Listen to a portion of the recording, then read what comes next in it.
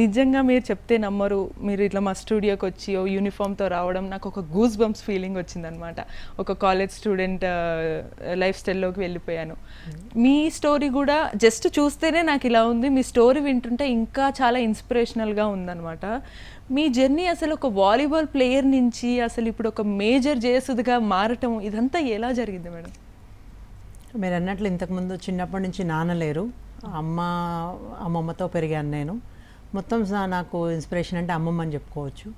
So నాకు volleyball ఆట అంటే అసలు అదొక వాలీబాల్ అనేది కూడా తెలియని టైంలో, నేను 7th క్లాస్ చదువుతున్న టైంలో, మాది హుజూర్ నగర్. సో అక్కడ ఉన్న టైంలో గవర్నమెంట్ స్కూల్లో చదువుతుండేదాన్ని. సో ఆ స్కూల్లో చదువుతున్న టైంలో మాస్టర్స్ వాలీబాల్ ఆడుతుండేవాళ్ళు, మా టీచర్స్. వాళ్ళు ఆడుతున్న టైంలో ఆ బాల్ని నేను పట్టుకోవాలని చాలా అనిపిస్తుండేది.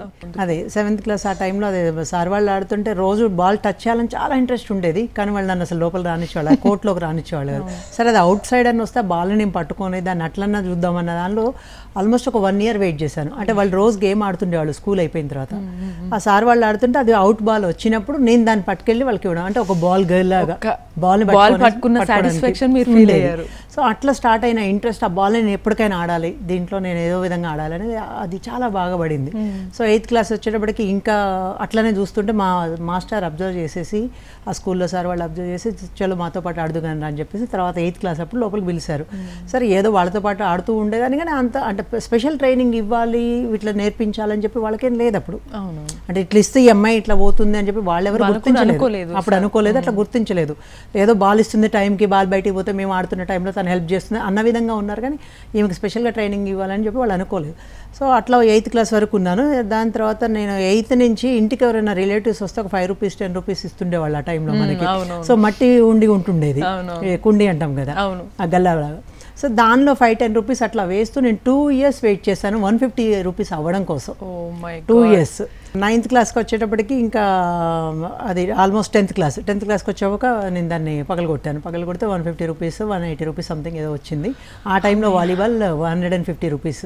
సో ఆ బాల్ కొనడానికి కూడా మా రిలేటివ్స్ దగ్గరికి వెళ్ళి ఎక్కడ కొనాలి ఏంటి అని చెప్పేసి అడిగి ఆ బాల్ తీసుకొని, బాల్ అయితే కొన్నాను, బాగానే ఉంది, సరే 2 years కష్టపడి. కానీ నాతో ఆడడానికి ఇంట్లో పార్ట్నర్స్ ఎవరు లేరు, అంటే సిబ్లింగ్స్ లేరు, నేను ఓన్లీ డాటరు. బాల్ తీసుకుని నేను ఒక్కదాన్ని ఏం ఆడగలుగుతాను అని చెప్పేసి బాల్ కొన్నాను. దాని తర్వాత అర్థం అవ్వాలి ఏం ఆడాలి, ఎట్లా ఆడాలి. సో స్కూల్లో మాస్టర్స్ ఆడుతున్నటువంటి ఏదైతే అప్పర్ హ్యాండ్ ఉంటుందో, అండర్ హ్యాండ్ గేమ్ ఉంటుందో, ఆ గేమ్ ఇంట్లో మా ఇల్లు పెంకుటిల్లు ఉండేది. సో పెంకుటిల్కి పెద్ద వాల్స్ ఉంటుండే ఆ టైంలో. ఆ వాల్ కేసి ఇట్లా ప్రాక్టీస్ చేస్తూ ఉండేదని అవర్స్ టుగెదర్ ఇంటికి వచ్చి. అట్లా నేను బాల్ కేస్తే వాళ్ళు నాకు రిపీట్ ఇవ్వాలి బాల్, అది నేను గేమ్ నేర్చుకుంది. ఇప్పుడు అనుకుంటే మనం కోచింగ్ కావాలంటే ఏ కోచింగ్కి వెళ్తే ఆ కోచింగ్ ఉంటుంది. అసలు వెళ్తున్నారో ఆప్షన్ ఇచ్చారు కనీసం, అప్పుడు మీకు ఇంత ఇంట్రెస్ట్ ఉందని అది ఎవరికి తెలియదు, తెలిసిన ఎంకరేజ్ కూడా చేయలేదు. ఇంట్లో ఏదో ఆడాను చేశాను అయిపోయింది. దాని తర్వాత 10th క్లాస్ పాస్ అయిపోయిన తర్వాత ఇట్లా రిలేటివ్స్ ఎవరో చెప్పారు నాకు, ఇట్లా స్పోర్ట్స్ హాస్టల్ ఉంటుంది అని చెప్పేసి ఫ్రెండ్స్ ద్వారా తెలిసింది. సో అప్పుడు స్పోర్ట్స్ హాస్టల్ హైదరాబాద్లో ఉంటుంది. హైదరాబాద్కి వెళ్ళడం ఎట్లా కూడా తెలియదు ఆ టైంలో నాకు. సో తీసుకొచ్చి నన్ను హాస్టల్లో జాయిన్ చేయించి, లేదా నాకు ఈ రూట్లో నువ్వు వెళ్ళు అని చెప్పేటువంటి ఫ్యామిలీ మెంబర్స్ ఎవరు లేరు, నిజానికి అసలు ఎవరూ లేరు. సో ఇట్లా చూసిన తర్వాత ఎవరో చెప్తే సరే హైదరాబాద్కి ఎట్లా ఒకట్లా ఫ్రెండ్స్ ద్వారా నేను హైదరాబాద్కి వచ్చాను. స్పోర్ట్స్ అథారిటీ ఆఫ్ ఆంధ్రప్రదేశ్ అని అప్పుడు ఉండేది, ఇప్పుడు అది SAT, sports authority of Telangana. So దానిలో అడ్మిషన్ తీసుకుంటే ఏంటి అంటే స్పోర్ట్స్ని మనం డెవలప్ చేసుకోవచ్చు. So it's like total complete sports hostel. So నువ్వు ఎడ్యుకేషన్ చదువుతూ ప్లస్ స్పోర్ట్స్ని డెవలప్ చేసుకోవడానికి ఉంటుంది. సో అందులో సీట్ రావడం కోసం చాలా కష్టపడాలి. కానీ నా అదృష్టానికి తగ్గట్టు అక్కడికి రాగానే సెలక్షన్లో నేను సెలెక్ట్ అయిపోయాను. బాగానే ఉంది. ఇంటర్మీడియట్ జాయిన్ అయిపోయాను ఇక్కడే కాలేజీలో హైదరాబాద్లో.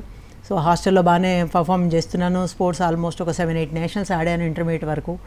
అదంతా బాగానే ఉంది. ఇటువైపు స్టడీస్ చూస్తే 0. అవునా? అంటే ఇంకా స్టడీస్ అసలు ఇంకా వాటి జోలికి వెళ్ళలేదు. ఇంకా నాకు కాన్సన్ట్రేషన్ మొత్తం బాల్ మీదే. ఓకే. ఇంకా మాకు కోచింగ్ కూడా ఏంటి అంటే నువ్వు ఈ 2 monthsలో నువ్వు ఎన్ని నేషనల్స్ ఆడావు, లేదా నీ గేమ్లో ఎంత ఇంప్రూవ్ వచ్చింది, దీని మీద కాన్సన్ట్రేషన్ చేస్తారు తప్ప నువ్వు చదువుతున్నావా, నువ్వు ఫెయిల్ అవుతున్నావా అని అడిగేవాళ్ళు లేరు. మాకు స్పోర్ట్స్ మెయిన్ ఇంపార్టెంట్.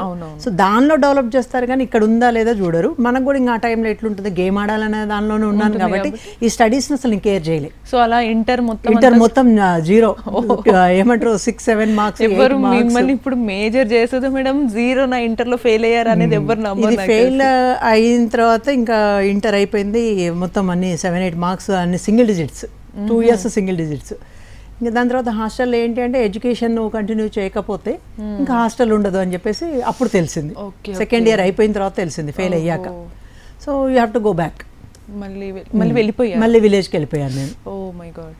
సో ఇక మళ్ళీ ఎక్కడ వచ్చారో అక్కడికి మళ్ళీ అంతే, ఇంకా విలేజ్కి వెళ్ళాను. వెళ్ళిన తర్వాత ఇంటర్మీడియట్ ఫెయిల్ అయిన తర్వాత నెక్స్ట్ నేను ఏం చేయాలి? ఇంటర్మీడియట్ ఫెయిల్ అయితే అయిపోయాము. అయిపోయిన తర్వాత వాళ్ళు చదవడానికి నెక్స్ట్ సోర్స్ లేదు.